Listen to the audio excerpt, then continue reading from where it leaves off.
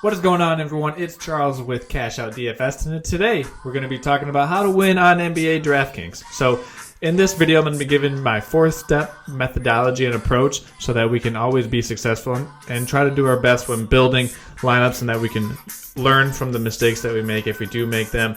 And while we make mistakes, we can kind of determine if we got unlucky or if we just make an error in our methodology or approach. So if you like this video, I would greatly appreciate it if you could drop me a like and subscribe to my channel. So without further ado, let's check it out. So these are my steps. So number one, we want to find value. And finding value can mean a lot of different things. But one thing about finding value that is pretty consistent is we want to look at usage rates and raw opportunities as well. So raw opportunities generally translates to how many minutes a player is going to be playing on the game, and usage rate is how often that player is going to have the ball in their hands. So when we look at this, the NBA gives us a couple of different ways that we can find value on any given slate. And this can either be if a player is injured and their backup is going to be starting, or another player coming off the bench will be receiving some minutes in addition to their regularly scheduled minutes that they usually get.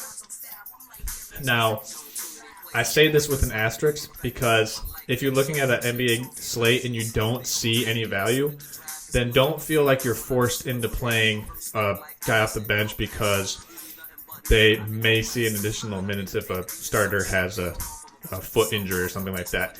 You want to make sure that the player that you're rostering actually has a pretty decent role in that team's game plan and how they like to use that player. So that's something that we want to take into consideration when we're trying to find value.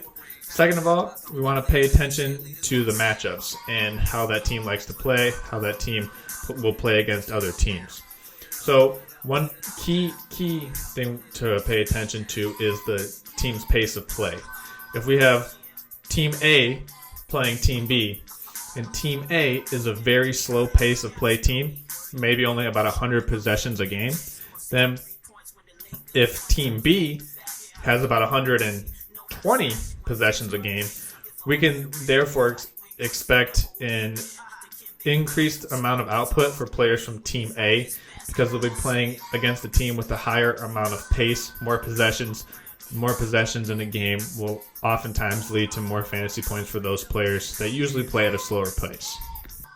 Third, I like to play the studs. And what I mean by that is if you've evaluated a couple different high-priced players, aka studs, that are in matchups that you feel there's going to be a decent pace of play and a good opponent that will allow that stud player to produce a decent amount of fantasy points, go ahead and roster them, because the total variance in terms of points that you're going to get from paying up for a high-priced player is going to be much more than paying down for a lower-priced player. And what I mean is, say LeBron averages 50 fantasy points a game, and a lower-priced player is going to average 20 fantasy points per game.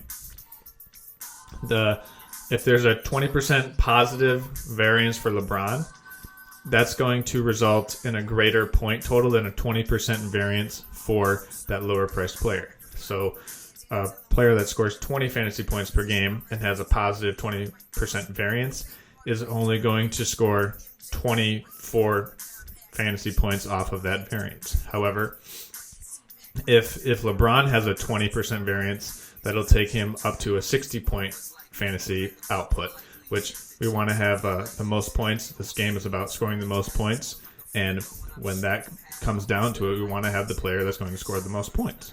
Right? It's a simple game, really. It just comes down to making sure that we have the right processes and right methodologies to get on the right players every night. Now, lastly, don't get cute.